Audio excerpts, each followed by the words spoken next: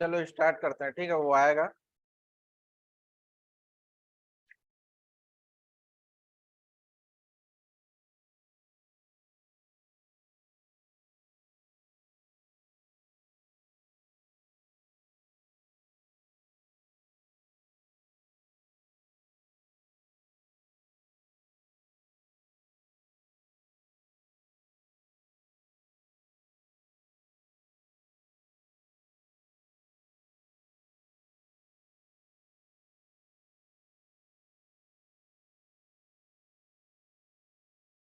ठीक है।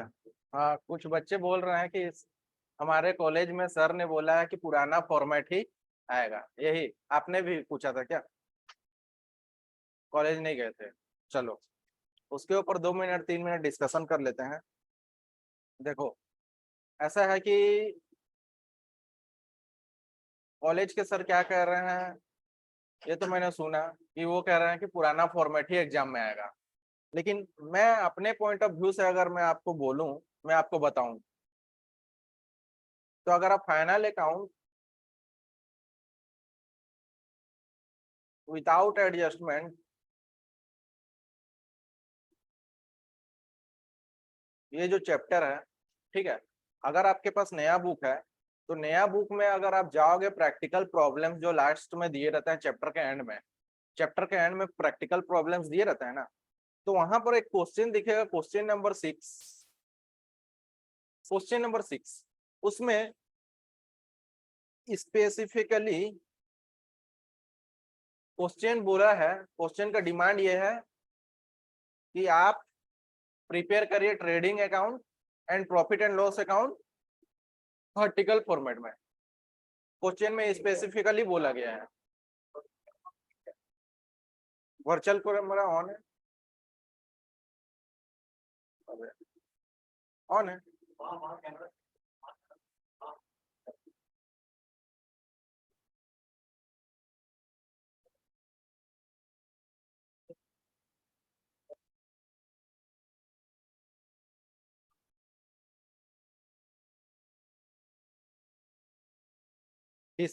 डिस्प्ले ना।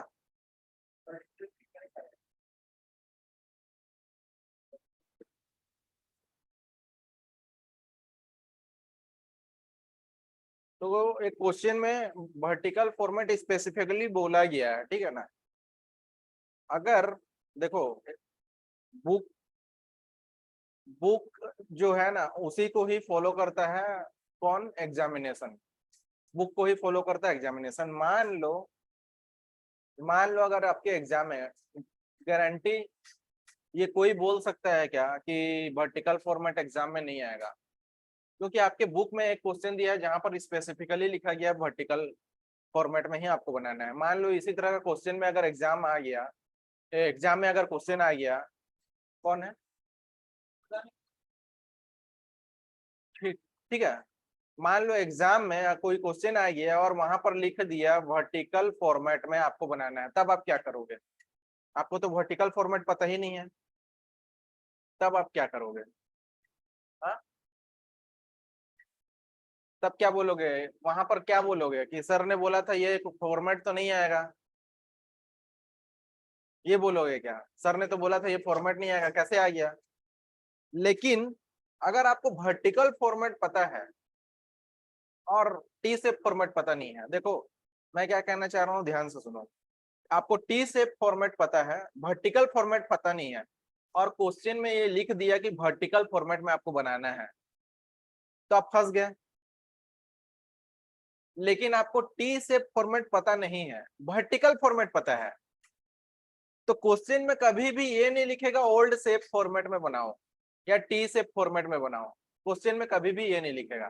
क्वेश्चन में लिखेगा सिर्फ प्रिपेयर ट्रेडिंग अकाउंट, इतना ही लिखेगा क्वेश्चन में।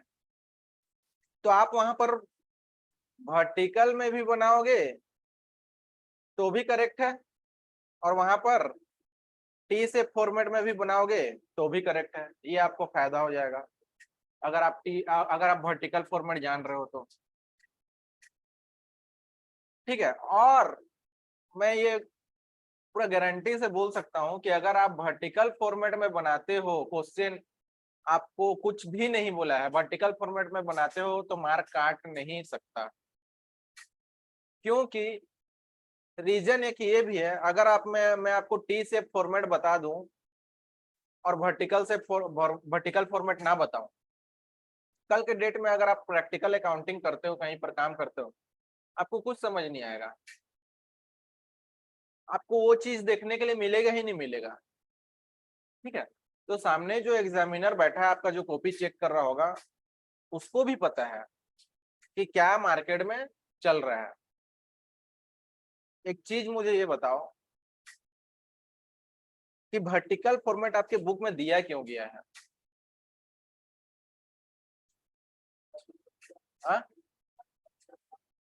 हाँ, क्योंकि चेंजेस हुआ है, क्योंकि अब उसको यूज में लाना है बोल करके तो दिया गया है ना। अगर उसको यूज में नहीं लाना रहता क्यों दिया गया रहता? आप खुद लॉजिकली सोचो ना। तो आप ये कैसे कह सकते हो वर्टिकल फॉर्मेट में अगर आप बनाए तो आपका मार्क काट देगा? ये तो कहीं से भी लॉजिक वाला बात है नहीं, समझे कि नहीं? बल्कि मुझे लगता है वर्टिकल फॉर्मेट में अगर आपने बनाया और कोई स्टूडेंट टी से फॉर्मेट में बनाता है, तो आपको ज्यादा अट्रैक्शन मिलेगा वहां पर, क्योंकि आपने वर्टिकल फॉर्मेट में बनाया, जो अभी मार्केट में चल रहा है वो फॉर्मेट में बनाया। इससे आपका इंप्रेशन बढ़ेगा कि आपका नॉलेज ज्यादा है। टी से फॉर्मेट इजी है, वर्टिकल फॉर्मेट देखो कोई भी इजी या टफ नहीं है, दोनों बराबर है अपने जगह पे। बट मैं इसलिए बोल रहा हूँ कि वर्टिकल फॉर्मेट, टी से फॉर्मेट कुछ टाइम बाद बुक से ही हट जाएगा। टी से फॉर्मेट अभी तो दिया है आपके बुक में, कुछ टाइम बाद बुक से ही हट जाएगा, वर्टिकल फॉर्मेट ही चलेगा। ठीक है, क्योंकि कंपनीज के ऊपर तो कंपनीज एक्ट एप्लीकेबल है, वो बोल रहा है कि वर्टिकल फॉर्मेट से ही बनाना है, वो तो पूरा वहां पर तो वो बाउंड है, कंपनी अगर है तो। जो नॉर्मल छोटे मोटे जो बिजनेस है, वो भी अब वर्टिकल फॉर्मेट फॉलो करना चालू कर दिए हैं। अब मार्केट में आपको वर्टिकल, आपका जो balance sheet, profit and loss account, trading account, जो भी देखने के लिए मिलेगा वर्टिकल शेप में ही मिलेगा। टी शेप फॉर्मेट आप सीखोगे, मैं आपको बताऊंगा, आपको वर्टिकल फॉर्मेट समझ में आएगा नहीं। क्या मतलब है बताओ? कोई मतलब है? आप कोशिश यही करो कि वर्टिकल फॉर्मेट में ही बनाना है, एग्जाम में भी आएगा वर्टिकल फॉर्मेट में बनाना। समझे कि नहीं? सर ने बोला है कि वर्टिकल फॉर्मेट नहीं आएगा, अरे भाई क्वेश्चन तो लिखेगा सिर्फ prepare trading account and PL account, वो आपके ऊपर है, आप वर्टिकल फॉर्मेट बनाओ कि टी शेप फॉर्मेट बनाओ। वर्टिकल फॉर्मेट बनाओगे और ज्यादा अच्छा है, आपको और आगे काम आएगा वो चीज। समझे कि नहीं? चलो, डिसीजन आपका है, वर्टिकल फॉर्मेट बनाना है या टी शेप फॉर्मेट बनाना है। करेक्ट। टी शेप फॉर्मेट जो है उसको भी मैं आज बता देता हूँ, क्योंकि मैंने वर्टिकल फॉर्मेट में ज्यादा क्या बोलते हैं फोकस किया था। टी शेप फॉर्मेट में जो ट्रेडिंग अकाउंट जो बनेगा वो कुछ इस तरह से होगा, ट्रेडिंग अकाउंट। ठीक है, ये टी शेप बोलते हैं इसको।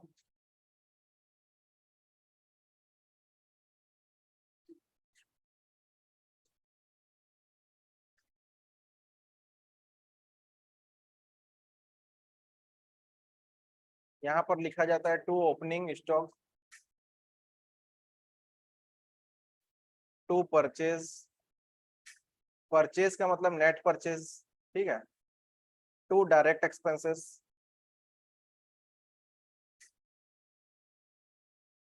Bye sales, by closing stock. ये आपका ट्रेडिंग अकाउंट खत्म।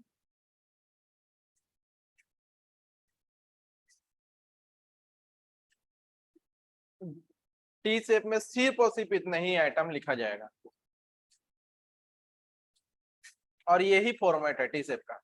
सेल्स इधर लिखा जाएगा, क्लोजिंग स्टॉक इधर लिखा जाएगा, opening stock debit side, purchase debit side, direct expenses debit side, यही फॉर्मेट है।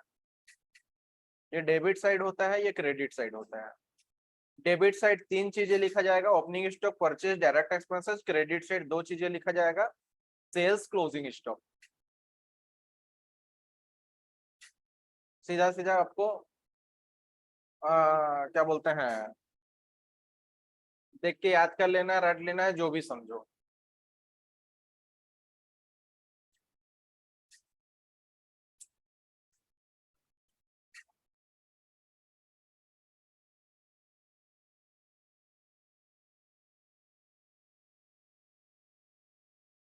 बोलो हाँ कि ना। अब आपका सवाल ये होगा कि सर सेल्स को हम क्रेडिट साइड क्यों लिख रहे हैं, डेबिट साइड क्यों नहीं लिख रहे हैं? ये सवाल है मन में सवाल। हाँ देखो, जर्नल एंट्री आपको पता है? जर्नल एंट्री पता है आपको? आप 11th क्लास में क्लास किए हो, कहीं कोचिंग किए हो? नहीं, डायरेक्ट 12th में कर रहे हो कोचिंग। ठीक है, तो जर्नल एंट्री का उतना नॉलेज नहीं होगा। ठीक है, देखो जब क्या होता है, मान लो किसी कस्टमर को हमने सेल किया, करेक्ट, तो उसका जर्नल एंट्री क्या होगा?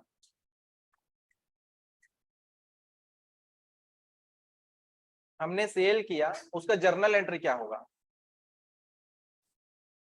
अगर नगद में सेल किया है तो उसका जर्नल एंट्री होता है cash account debit to sales account.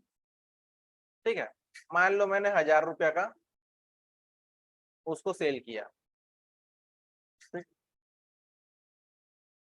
ये मैंने आज एक सेल किया, तो जरूरी है मेरा एक दिन में एक ही सेल होगा?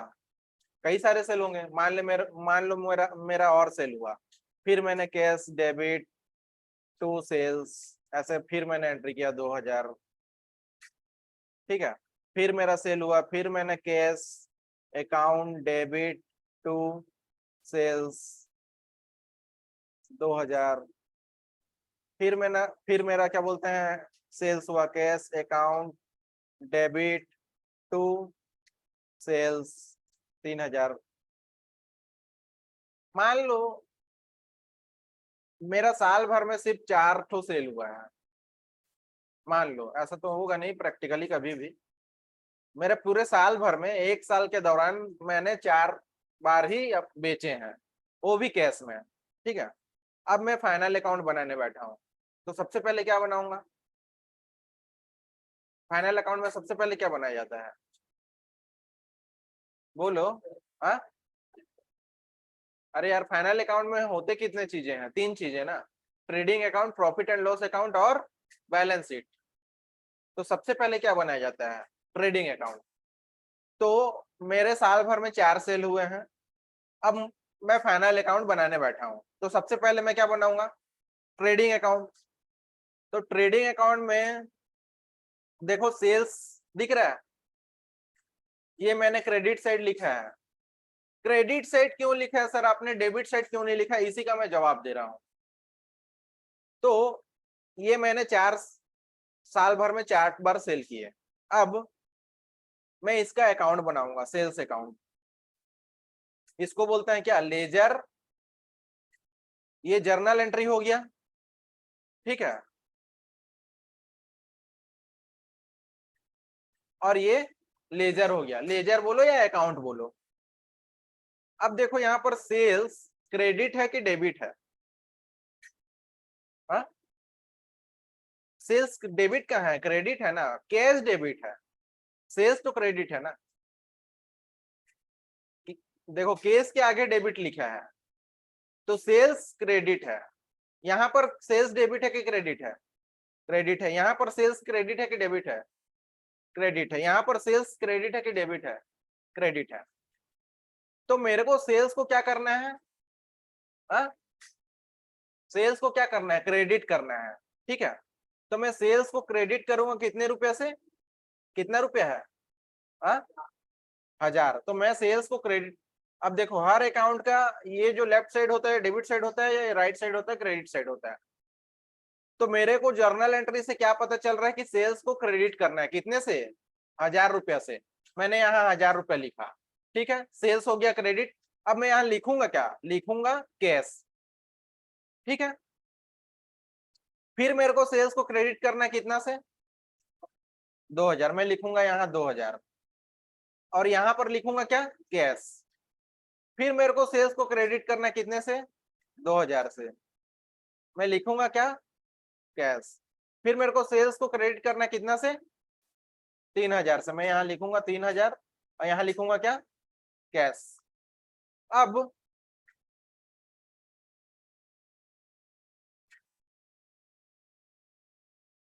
इस अकाउंट को मुझे क्लोज करना है। हाँ, क्लोज करना है। मैंने इधर कितना हुआ, 3 2 5 6 7 8 हजार, 8 हजार हुआ।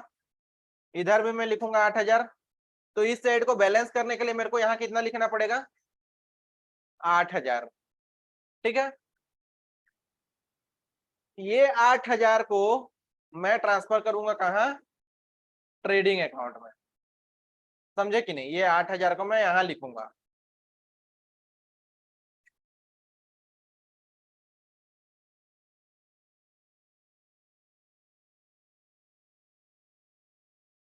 ठीक है, तो ये जो बैलेंस निकल करके आया, ये 8 हजार, ये क्रेडिट बैलेंस है कि डेबिट बैलेंस है, क्रेडिट बैलेंस है। क्यों, क्योंकि ये इधर का ही तो है अमाउंट, इसको हमने बैलेंस करने के लिए इस साइड लिखा है, लेकिन ये है इधर ही का तो चीज, तो ये क्रेडिट बैलेंस है। समझे कि नहीं। और क्रेडिट बैलेंस को जब भी हम ट्रांसफर करेंगे तो उसको करना पड़ता है क्या, डेबिट। यहां पर हमने क्या किया, सेल्स को डेबिट किया और ट्रेडिंग अकाउंट को क्रेडिट किया। देखो ट्रेडिंग अकाउंट में क्रेडिट साइड में मैंने अगर कुछ भी चीज लिखा है, मतलब मैंने ट्रेडिंग अकाउंट को क्रेडिट किया है 8 हजार से, क्या क्या लिख करके, सेल्स लिख करके। मैंने यहाँ सेल्स को डेबिट किया 8 हजार, मतलब कि सेल्स का बैलेंस था क्रेडिट, जिसको कि मैंने ट्रांसफर किया। अगर किसी का भी बैलेंस, मान लो अगर सेल्स का बैलेंस डेबिट रहता, मैं उसको अगर ट्रांसफर करता, तो उसको मेरे को क्या करना पड़ता, अगर डेबिट रहता तो क्रेडिट करना पड़ता, और अभी क्रेडिट है तो मैंने उसको ट्रांसफर किया तो क्या किया, डेबिट किया। ये क्रेडिट बैलेंस है 8 हजार। मतलब सेल्स का जो भी बैलेंस आया वो 8 हजार क्रेडिट बैलेंस आया। इसको मैंने ट्रेडिंग अकाउंट में जब ट्रांसफर किया तो मैंने सेल्स को कर दिया डेबिट और ट्रेडिंग अकाउंट को कर दिया क्रेडिट। मतलब मैंने ट्रांसफर का एंट्री क्या किया, ट्रांसफर का एंट्री मैंने किया, sales account debit to trading account 8 हजार। यही एंट्री, यही एंट्री से मैंने ये अकाउंट बनाया है ना, ये देखो। समझे कि नहीं। तो अब तुमको तुम्हारा आंसर मिल गया कि सर आपने सेल्स को डेबिट में साइड, डेबिट साइड नहीं लिख करके क्रेडिट साइड क्यों लिखा। तुम्हारा आंसर मिल गया, क्योंकि सेल्स का बैलेंस होता है क्रेडिट, और जब हम उसको ट्रांसफर करते हैं तो क्या करना पड़ता है, डेबिट। तो इसी के लिए मैंने सेल्स को यहाँ डेबिट किया है और ट्रेडिंग अकाउंट को क्रेडिट किया है। इसी के लिए ट्रेडिंग अकाउंट में मैंने क्रेडिट साइड में सेल्स लिखा है। अब तुमको परचेज का मैं लेकर के दिखा रहा हूं कि परचेज को मैंने डेबिट साइड क्यों लिखा, परचेज को मैंने डेबिट साइड क्यों लिखा। सर मैं ये परचेज को आपने यहाँ की, अपने परचेज को इस साइड क्यों नहीं लिखा, ये भी सवाल है मन में। चलो उसका भी आंसर दे रहा हूं मैं, देखना।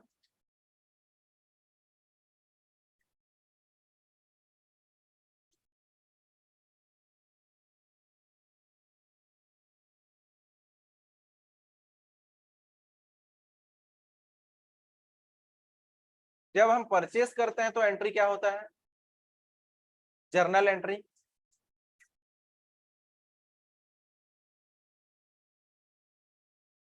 परचेस करते हैं तो जर्नल एंट्री क्या होता है पता है,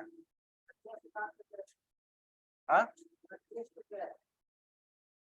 मेरे से तुम पूछे कि सर आप कैश में परचेस कर रहे हैं कि उधारी में कर रहे हैं, पूछे, बिना पूछे जवाब कैसे दे दिए। पहले ये तो पूछ लो भाई कि सर आप कैश में परचेस किए हैं कि क्रेडिट में परचेस किए हैं। अगर मैं कैश में परचेस किया हूं बोलूंगा तब तुम्हारा जो जवाब दिए purchase account debit to cash वो सही है। अगर मैं क्रेडिट में परचेस किया हूं बोलूंगा तो तुम्हारा जवाब तो गलत हो जाएगा। समझे कि नहीं। तो मान लेते हैं मैंने कैश में परचेस किया, तो purchase account debit to cash. मान लो 5,000 का परचेज किया है, ठीक है। मान लो मैंने उधारी में परचेज किया है, तो परचेज अकाउंट डेबिट होगा 10,000 टू कैश नहीं लिखूंगा अब। क्यों? क्योंकि मैंने उधारी में परचेज किया है। तो उधारी में अगर परचेज करूंगा तो मैं क्या लिखूंगा? जिससे मैं उधारी में खरीदा हूं उसका नाम लिखूंगा। मान लो मैंने मिस्टर ए से खरीदा है, उसका नाम लिख दिया मैंने, ठीक है। मान लो मेरे साल भर में 2 ही परचेज हुए हैं, अब मैं फाइनल अकाउंट बनाने बैठ रहा हूं। तो मैं पहले जर्नल एंट्री किया, उसके बाद मैं क्या करूंगा? लेजर अकाउंट बनाऊंगा इसका, परचेज अकाउंट ऐसे करके मैंने लेजर बनाया है, ठीक है।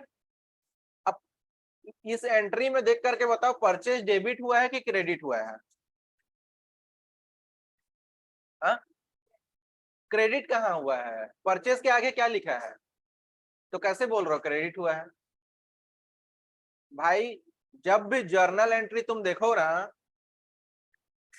इसके आगे डेबिट लिखा है मतलब ये डेबिट हुआ है, उसका ऑपोजिट वाला क्रेडिट हुआ है। यहाँ पर सीधा सीधा दिख रहा है कि परचेज के आगे क्या लिखा है? डेबिट हुआ है, मतलब परचेज डेबिट हुआ है और कैश क्रेडिट हुआ है। तो परचेज डेबिट हुआ है तो परचेज को मेरे को क्या करना है? ये साइड डेबिट है, ये साइड क्रेडिट है। परचेज को मेरे को क्या करना है? डेबिट करना है। तो डेबिट कितने अमाउंट से करना है? 5,000 अमाउंट से। और मैं लिखूंगा यहाँ क्या? हाँ, परचेज क्यों लिखूंगा यार? परचेज का जिस का अकाउंट बना रहा हूं उसके अंदर उसी का नाम कैसे आएगा? परचेज का अकाउंट बना रहा हूं तो यहां मैं परचेज लिखूं? ऐसा कभी नहीं होता। यहां मैं लिखूंगा, देखो, कैश, ठीक है। यहाँ पर परचेज डेबिट हुआ है कि क्रेडिट हुआ है? हाँ, डेबिट हुआ है, क्योंकि साफ साफ दिख रहा है, देखो ना, उसके आगे डेबिट लिखा है ना, मतलब डेबिट हुआ है। कितने अमाउंट से? मैं लिखूंगा यहाँ 10,000, बट यहाँ क्या लिखूंगा? Mister A, correct. अभी सीखे तुम। ये होता है जर्नल एंट्री से लेजर बनाना, समझे कि नहीं? तो अब देखो मेरे को, इधर टोटल कितना हुआ? 15,000। इधर भी टोटल 15,000 लिखूं ना? बैलेंसिंग फिगर इधर आएगा कितना? 15,000। ये बैलेंस डेबिट बैलेंस है कि क्रेडिट बैलेंस है, ये बताओ। ये 15,000 डेबिट बैलेंस है कि क्रेडिट बैलेंस है? डेबिट बैलेंस है। कभी भी ये कंफ्यूज मत होना भाई कि क्रेडिट साइड लिखा है तो क्रेडिट बैलेंस है, ना ना ना ना ना, ऐसा कंफ्यूजन कभी भी मत होना, ठीक है। ये चीज को हमने लिखा सिर्फ इसलिए है क्योंकि हमको इधर को इक्वल करना है, दोनों साइड को इक्वल करना है तो इधर ही का चीज ना, है तो इधर ही का चीज, है तो डेबिट साइड का चीज। तो ये 15,000 डेबिट बैलेंस है, ठीक है। अब डेबिट को मैं ट्रांसफर करूंगा तो मेरे को क्या करना पड़ेगा? डेबिट बैलेंस को मेरे को कहीं ट्रांसफर करना है तो क्या करना पड़ेगा? क्रेडिट करना पड़ेगा। सिंपल सा बात है। तो देखो ना, मैंने यहाँ क्रेडिट ही तो किया है परचेस को। परचेस को मैंने क्या किया है? क्रेडिट तो किया है। ट्रेडिंग अकाउंट को मैंने डेबिट किया है और परचेस को क्रेडिट किया है। सिंपल। क्यों, समझ आया? जवाब मिला? तो टी शेप में जो आपका ट्रेडिंग अकाउंट बनता है उसमें सिर्फ इतना ही आइटम लिखा जाता है। आप रट भी सकते हो कि सेल्स क्रेडिट साइड लिखा जाता है, सेल्स क्रेडिट साइड लिखा जाता है, सेल्स को क्रेडिट नहीं किया जाता। सेल्स डेबिट हुआ है, सेल्स को लिखा जाता है क्रेडिट साइड। क्लोजिंग स्टॉक को क्रेडिट साइड लिखा जाता है, ओपनिंग स्टॉक को डेबिट साइड लिखा जाता है, परचेस को डेबिट साइड लिखा जाता है, डायरेक्ट एक्सपेंसेस को डेबिट साइड लिखा जाता है। मान लो इधर अगर ज्यादा आया तो इधर क्या आएगा? Gross loss. अगर इधर ज्यादा आया तो इधर क्या आएगा? ग्रॉस प्रॉफिट, ठीक है।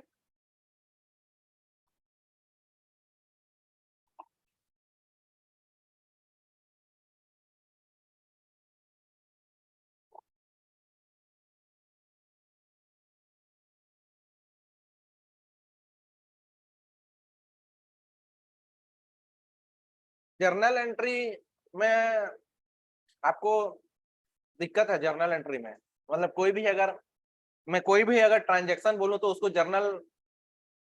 उसका जर्नल एंट्री नहीं बता पाओगे आप। बता लोगे कि नहीं?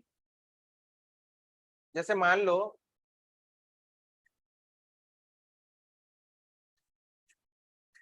मैंने जो क्रेडिटर से मैंने जिससे उधारी में सामान खरीदा, मैंने उसको पेमेंट किया है, तो एंट्री क्या होगा? मिस्टर ए से मैंने उधारी में सामान खरीदा था ना, ये देखो, ये इसको मैंने पेमेंट किया। अरे भाई उधारी में खरीदा है तो पेमेंट तो करना पड़ेगा। 1 महीने बाद मैंने इसको पेमेंट किया, तो एंट्री क्या होगा? Cash account to mister A. कैसे गलत बोल रहे हो? मिस्टर ए का अकाउंट यहाँ पर डेबिट हुआ है या क्रेडिट हुआ है? क्रेडिट हुआ है, ठीक है। अब हम उसको पेमेंट कर रहे हैं, मतलब मिस्टर ए का अकाउंट क्रेडिट हुआ है 10,000 से, मतलब कि हमारे बुक्स ऑफ अकाउंट्स में हमारे यहाँ मिस्टर ए का अकाउंट खुला हुआ है, उसका हिसाब किताब खुला हुआ है, समझे कि नहीं? अब हम उसको 10,000 अगर दे देते हैं तो उसका हिसाब किताब बंद, उसका खाता बंद, हमारे यहाँ से उसका खाता बंद, तो मिस्टर ए यहाँ क्रेडिट हुआ है। अब हमने इसको पेमेंट कर दिया, तो इसको क्या करेंगे? Debit 10,000 to cash 10,000। आपने कहा कि कैश टू मिस्टर ए कहा ना, अगर मैं कैश टू मिस्टर ए कर दूंगा ना, उसका मतलब क्या होगा पता है? कैश टू मिस्टर ए अगर मैं कर देता हूं 10,000, जो आपने जर्नल एंट्री कहा, यही कहा था ना आपने, इसका मतलब ये हो जाएगा कि मिस्टर ए ने मुझे 10,000 रुपए दिए हैं। बताओ, मैंने पेमेंट किया है ना, मुझे थोड़ी 10,000 रुपया मिला है। ये एंट्री का मतलब ये हो जाता है। यहाँ पर वो गोल्डन रूल आपको पता है अकाउंटिंग का, वो अप्लाई होता है, समझे कि नहीं? गोल्डन रूल अप्लाई होता है कि कैश एक क्या है? रियल अकाउंट है, और रियल अकाउंट का जो रूल है वो ये कहता है debit what comes in and credit what goes out. मतलब कि जो भी आएगा उसको हम डेबिट करेंगे और जाएगा उसको क्रेडिट करेंगे। तो कैश आ रहा है कि जा रहा है? जा रहा है। तो मैंने क्या किया, कैश को देखो क्रेडिट किया, ठीक है। इसको सर आपने डेबिट क्यों किया, क्रेडिट क्यों किया? इसमें क्या रूल लगा है? आपका मन में ये भी सवाल आएगा, आएगा कि नहीं आएगा? हाँ बोलो।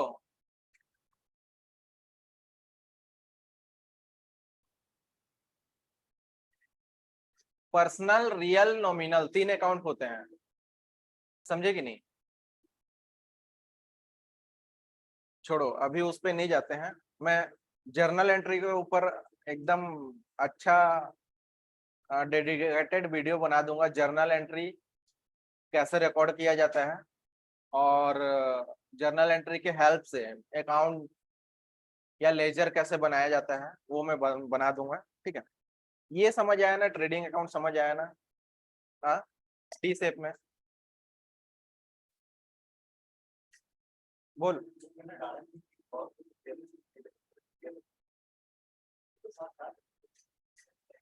हाँ हाँ,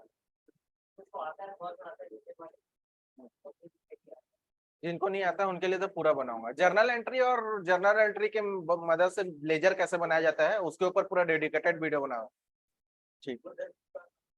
हाँ ठीक है, तो ये ट्रेडिंग अकाउंट आपको समझ आ गया। इसमें आप रट लो कि भाई क्रेडिट सेट सेल्स को लिखा जाता है, क्रेडिट सेट क्लोजिंग स्टॉक, लेकिन ये काम का नहीं है। आप वर्टिकल फॉर्मेट ही आ, बनाना सीखो, ठीक है ना? ये धीरे धीरे खत्म हो जाएगा, करेक्ट। आपको एग्जाम में क्वेश्चन आता है, कुछ नहीं बोला है, फिर भी आप वर्टिकल फॉर्मेट में बनाओ, कोई मार्क नहीं काटेगा।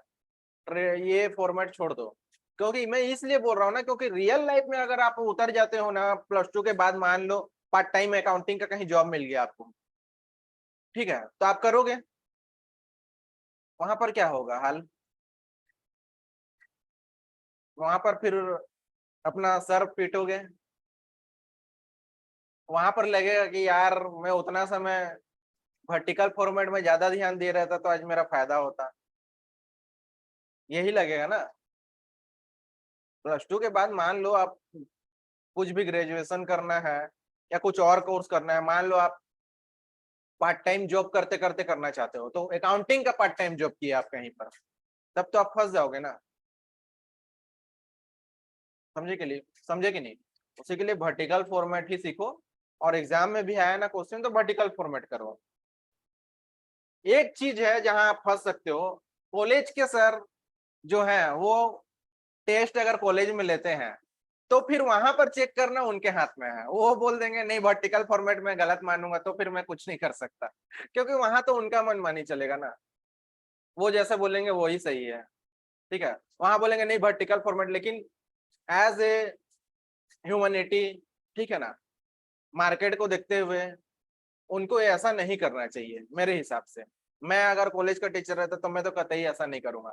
जो वर्टिकल फॉर्मेट लेकर के आएगा मेरे सामने, मैं क्वेश्चन दूंगा prepare trading account and profit and loss account, अगर मैं कॉलेज का टीचर हूं तो prepare trading account and profit and loss account में बोलूंगा, तो जो बच्चा मेरे पास वर्टिकल फॉर्मेट लेके आया मैं तो उसको ज्यादा प्रायोरिटी दूंगा, क्योंकि मैं देख रहा हूँ मार्केट में वर्टिकल फॉर्मेट ही यूज हो रहा है, टी शेप फॉर्मेट का कोई मतलब है नहीं, समझेगी नहीं। तो वो फिर उनके ऊपर रह गया, कॉलेज के टीचर के ऊपर, कि वो क्या करते हैं। लेकिन मेरे हिसाब से वर्टिकल फॉर्मेट ही है। और कोई भी बड़े बड़े कंपनी के अकाउंट्स, फाइनल अकाउंट्स आप उठा करके देख लो, टी शेप फॉर्मेट में ही तो देखने के लिए मिलेगा ही नहीं, आपको वर्टिकल फॉर्मेट में ही देखने के लिए मिलेगा, समझे कि नहीं? तो देख लेना आप कॉलेज के टीचर से बात करके कि सर ऐसा ऐसा ट्यूशन टीचर बोल रहे थे, ठीक है ना, क्या आपका राय है इसमें, पूछ लेना, ठीक है, और मुझे बताना, ठीक है। अगर फिर भी बोलेंगे नहीं नहीं वर्टिकल आएगा, वर्टिकल आएगा, ए सॉरी ओल्ड फॉर्मेट आएगा, ओल्ड फॉर्मेट आएगा, तो फिर मैं कुछ बोल नहीं सकता। लेकिन वर्टिकल फॉर्मेट ही आप सीखो, मेरा बोलना यही है, ठीक है ना। अगर आपका क्वेश्चन में मैं बोल रहा हूँ, आपके एग्जाम में मैं बोल रहा हूँ ये भी, कि अगर क्वेश्चन आता है तो आपको वहां पर ये नहीं स्पेसिफाई करेगा कि आपको पुराना फॉर्मेट से ही बनाना है, लेकिन हाँ ये जरूर स्पेसिफाई कर सकता है कि आपको वर्टिकल फॉर्मेट से बनाना है। अगर वर्टिकल फॉर्मेट से बनाना है बोला तो आप तो फंस गए, आप बाउंड हो वर्टिकल फॉर्मेट से ही बनाओगे। लेकिन अगर कुछ नहीं बोला है तो आपके पास ऑप्शन है ना, आप वर्टिकल से भी बना सकते हो, ओल्ड से भी बना सकते हो। और ये फिर वहां पर आप मुझे बोलोगे कि सर मैं वर्टिकल फॉर्मेट से बनाऊंगी तो मेरा मार्क काट देगा, बिल्कुल नहीं, बिल्कुल नहीं काटेगा, ठीक है, क्योंकि सामने वाला जो एग्जामिनर जो बैठा है, जो चेक कर रहा है, उसको भी पता है मार्केट में क्या चीजें चल रहा है, ठीक है। मैं अगर एग्जामिनर रहूंगा, मेरे सामने वर्टिकल फॉर्मेट वाला कॉपी आया, मैं तो 2 मार्क एक्स्ट्रा दूंगा, समझे कि नहीं, कि हाँ वर्टिकल फॉर्मेट से बनाया बच्चा जो है, अच्छा अच्छा चीज सीखा है, ठीक है। क्योंकि जो अब खत्म हो गया, जो मार्केट में यूज हो ही नहीं रहा है, उसको सीख करके क्या फायदा।